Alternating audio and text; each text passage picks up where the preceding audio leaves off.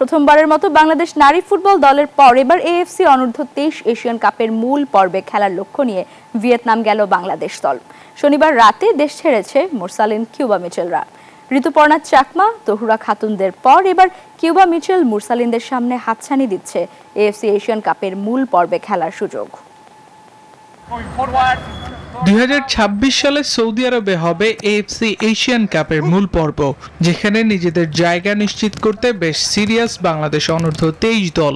এ লড়াইয়ের জন্য Cuba Mitchell, Fahmidul সহ বেশ নামি দামি ফুটবলারদের নিয়ে দল গুছিয়ে নিয়েছেন কোচ সাইফুল বারী টিটু, যার অংশ হিসেবে দেশের বাইরেও ঘরের মাঠে প্রস্তুতি সম্পন্ন করেছে Bangladesh. Gold's Gym across 30+ countries with over 700+ locations worldwide. Train anywhere, belong everywhere.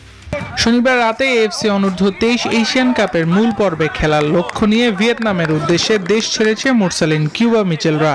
Dhaka ছাড়ার আগে জাতীয় স্টেডিয়ামের অনুশীলনের পর মূল পর্বে খেলার স্বপ্নের কথা শুনিয়েছেন অনূর্ধ্ব 23 দলের কোচ সাইফুল বারী টিটু। গ্রুপ সিতে বাংলাদেশের 3 প্রতিপক্ষ সিঙ্গাপুর, ইয়েমেন ও স্বাগতিক ভিয়েতনাম। এর আগে দীর্ঘ 1 মাস ক্যাম্প করেছে যুবারা। বাহরাইনে গিয়ে প্রায় 2 সপ্তাহ ছিল। স্বাগতিক বাহরাইনের সঙ্গে 2টি প্রীতি ম্যাচও খেলেছে। 3 সেপ্টেম্বর ভিয়েতনামের বিপক্ষে প্রথম ম্যাচ দিয়ে শুরু হবে বাংলাদেশের এশিয়ান কাপ বাছাই মিশন।